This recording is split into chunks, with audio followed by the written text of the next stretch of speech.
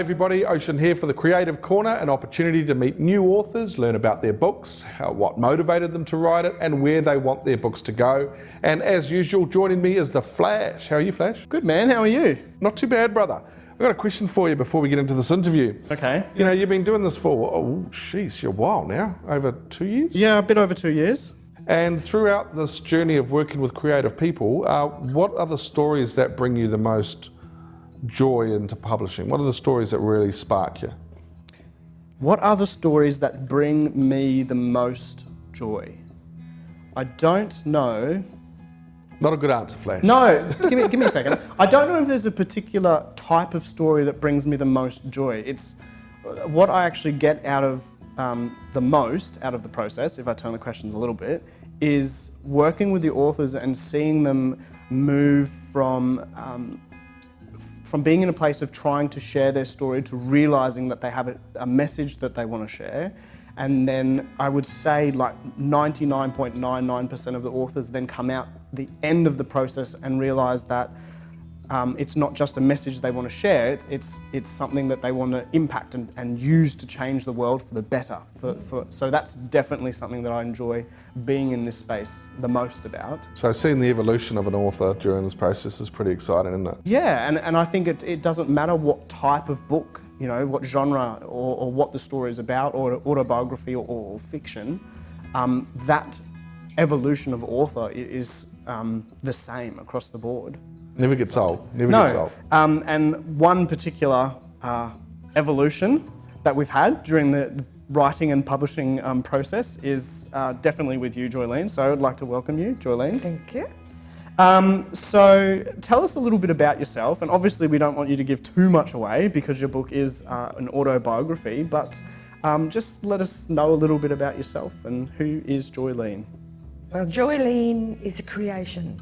A creation, okay. I think it's a person I've created. I started off just as a little tweeny baby born in Murwillumbah, New South Wales, but I was adopted in Queensland. Therefore, I'm a Queenslander, and I root for the Maroons. Oh, so a proud Queenslander. Love that. Yeah, so I class myself as, and I don't like to tell too many people I was born in New South Wales, but you have to be honest. Well, it's on video now, so. I know.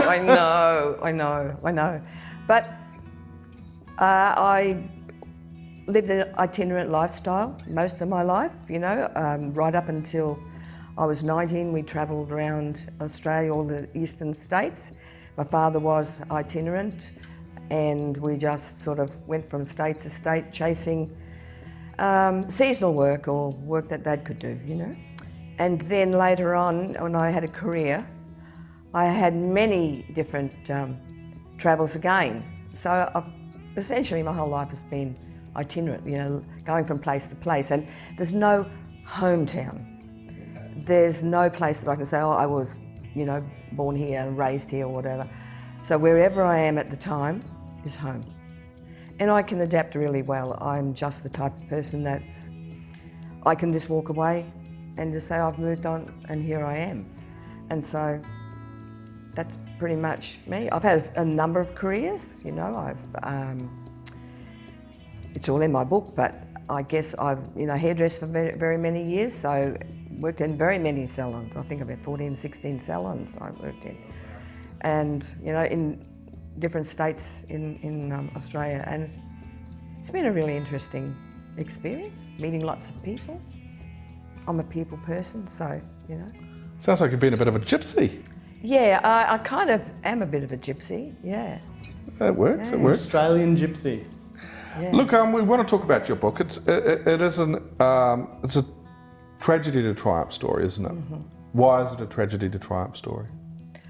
Well, for the first 19 years, I was an abused child, sexually abused. And I want people to know that there's life after abuse, you know? You can move on with your life. And like I said before, I'm a creation. Joileen is a creation. And because I had no self-esteem and I didn't have any self-love, I guess you would call it these days, I didn't know who I was. I was nothing in my own eyes, so I had to create this person, and so I set about it. I did all the things I needed to do, self-help books, started off with them, going to different courses, do meditation, re-educate myself, because my education was stopped when I was 11. I went to work, and so I never ever felt that I measured up. It was one of those things that I'd see other people doing things and I'd think, I don't measure up to them. And I had to learn that I was an okay person, that I did measure up, I just had to realise how I measured up, So Flash mentioned before one of the things he likes about the publishing process is seeing the evolution of an author, and what you're talking about is the evolution of you as a human being. And was it quite an isolated experience to try? Did you have any help, like physical help? Well, it was isolating because no one knew about it.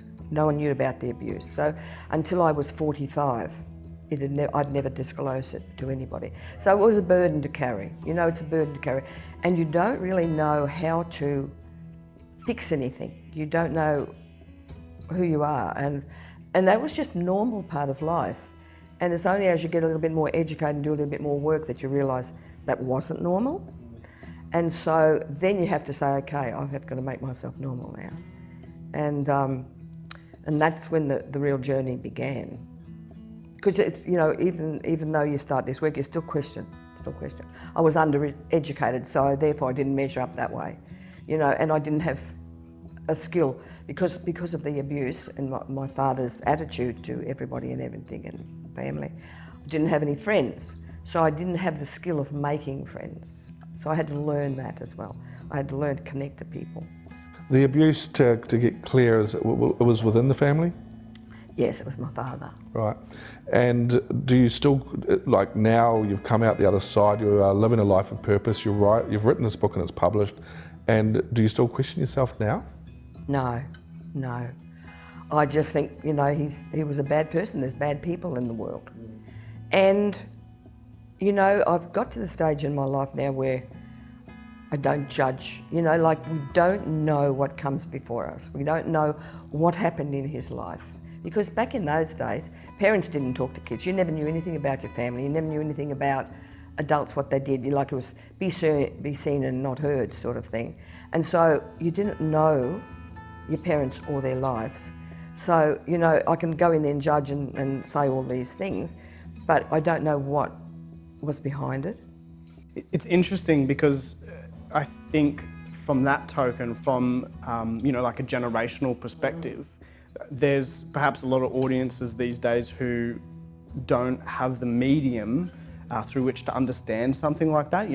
There's a lot of dialogue today around families being, mum and dad's not the word you use anymore. You talk to parents by their first names because they're friends. So I think generationally that's vastly different.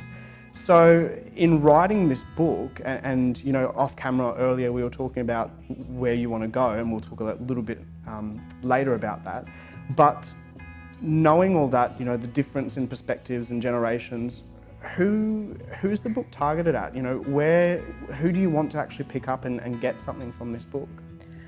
I want to let people who have been victims or know someone that's been a victim of abuse of some kind, and it can be sexual, it can be other kind of abuse.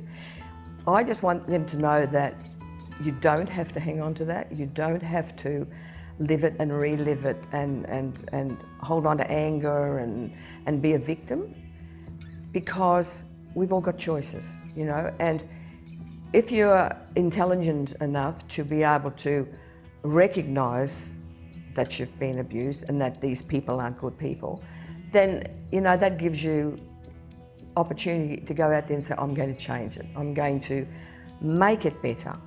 I'm not going to be a victim. I'm not going to let the bastards beat me. And that's my philosophy that I've had for a long time. I'm just not going to give in. I always enjoy catching up with you because we have a laugh, and you're always so sweet, and you put up with my shit, and there's just so many good things that I always look forward to when we catch up. But I've never ever heard you speak with such conviction and such strength, and it's really good to see. And obviously it comes through in your writing. From the people that have read the book, that have had the opportunity to get it in their hands, what's their feedback been? Well, I've been pleasantly surprised, because as Jason would know, I was a bit like, oh, Jason, as you know, I've written this book, is it really, I've said all these things, should I say these things? And I've been very honest. Like, some of the people have said, you've been very brave, or it's got a lot of courage, but I didn't see that as being courageous. I see it as being truthful, and that's what's come out of some of these reviews, that, you've been truthful and you've said it all virtually. And a couple of them have said that they've got something from that themselves, which means that, that helps them to look at their own lives and think, well, if she's done this,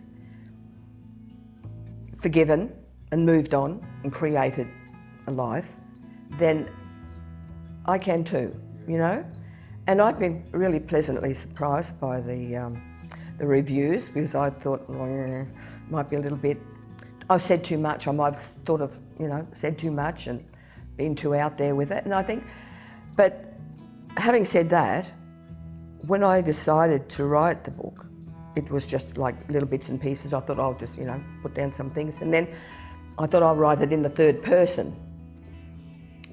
I'll write it as a fictional story, And then I thought, well, if I write it as a fictional story, then it looks like fiction. I had to turn it around. I went back and rewrote, probably 3,000 or 4,000 words and made it me, because I want to show that this is a real story. And I think this is what the people who've reviewed it have seen, that it's a real story. And I think they've probably been surprised that someone would write that. But I thought, well, if you're going to write the story, you may as well write the truth, tell it all. Well, it is an autobiography, and it is courage. I do see that when someone says that it's courageous and brave for you to do it, I do. I mean, you're putting yourself out there, and I've often said, I'd love to write my story, but I wouldn't bring it out until after I've, passed on, because might get sued or some crap. Yeah. But I have to admit that everybody that writes their own story, especially, when you're post 50 years old, and you're kind of like, okay, reflecting on my whole life, the circumstances that I've been put into, what happened to me, it takes a lot of balls to write that, and it does. I think that I commend you for that. I think it's awesome. Yeah. I guess from my point of view, it was an evolution. I wanted to show that it started off really bad, and then it evolved into who I am now, and I feel proud of myself. I feel happy with my life. There's nothing that I regret. I've learned lessons. I've made some terrible mistakes, stupid things I've done. I thought, God, if my daughter was to make those decisions, I'd think, wow, don't go there. But then again, that's life. That's what my life has been. And here I'm okay. You're more than okay. Yeah, now. you are more than okay.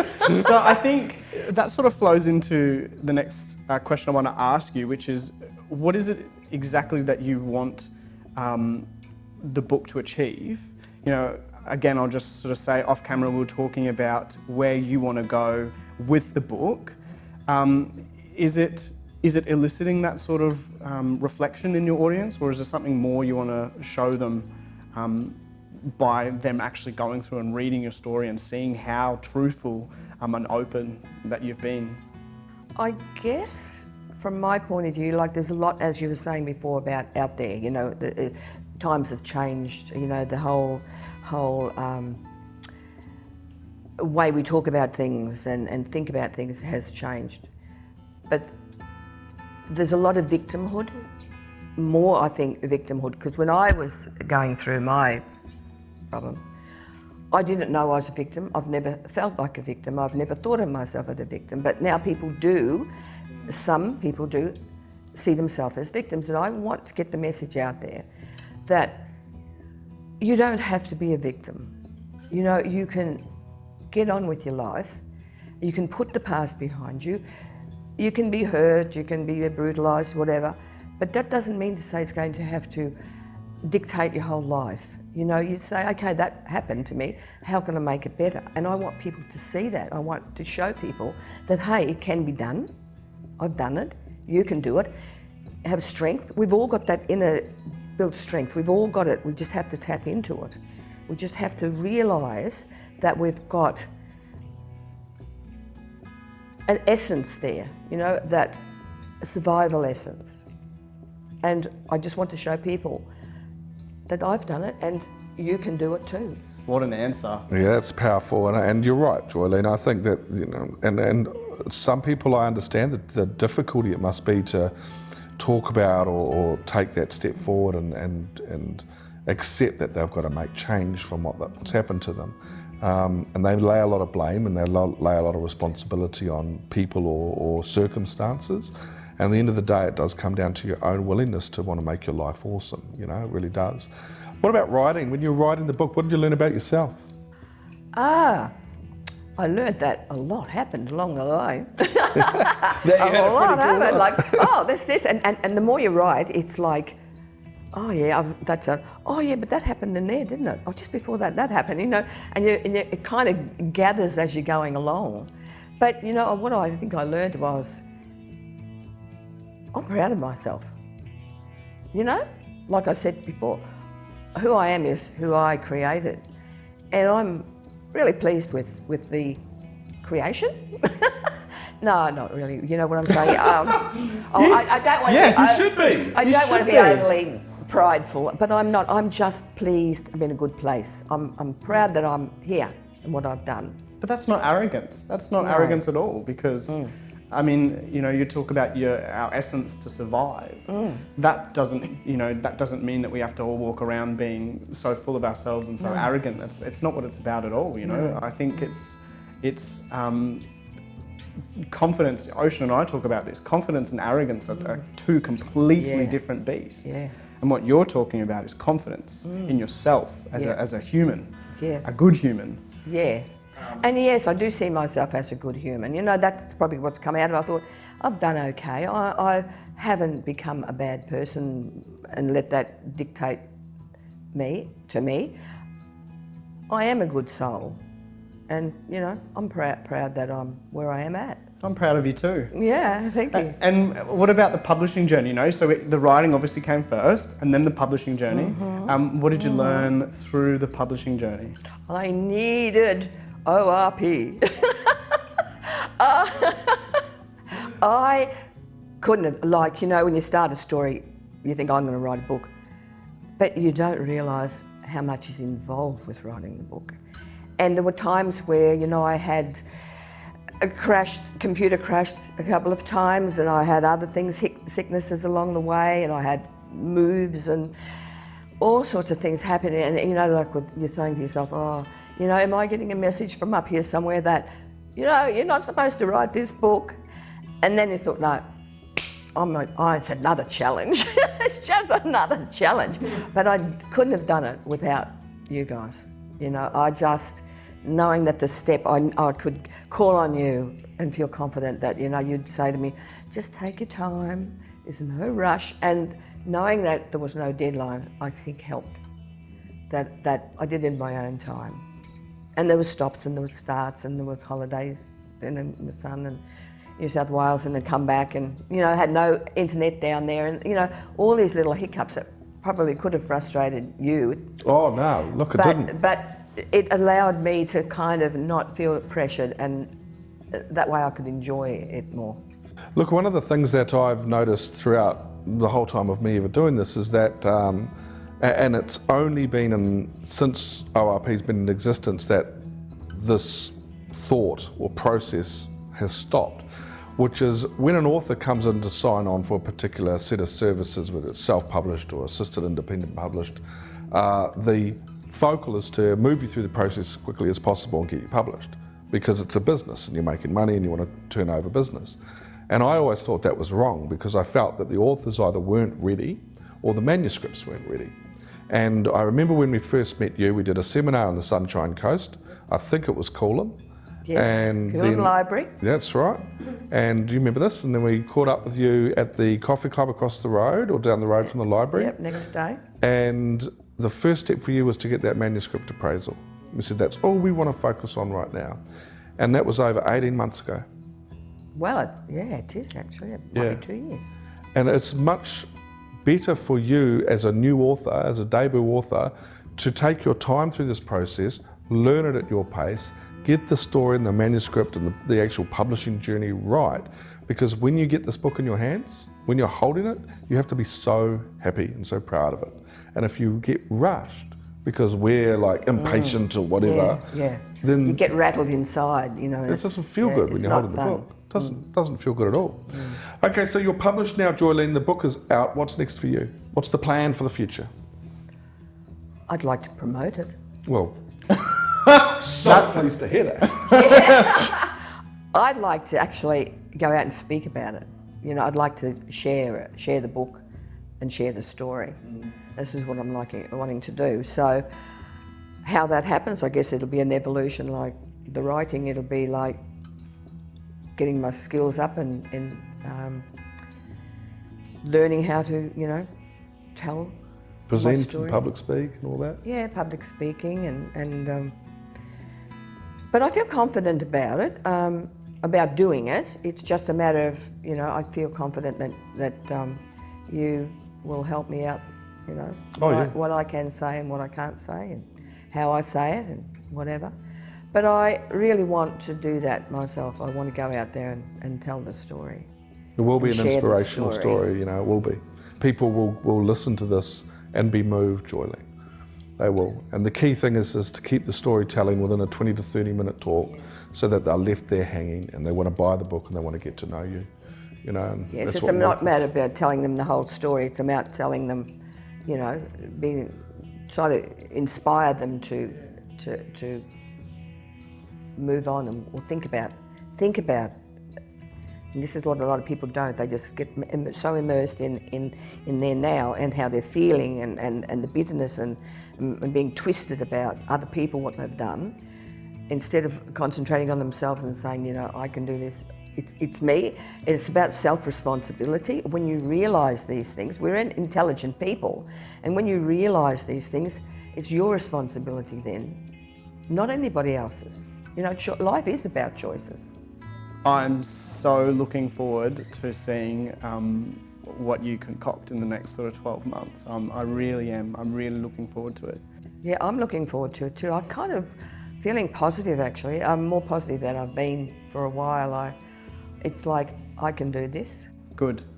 You know, there's often with authors, you can see some of them are already established, so when they're publishing it's the book's a continuation of the journey.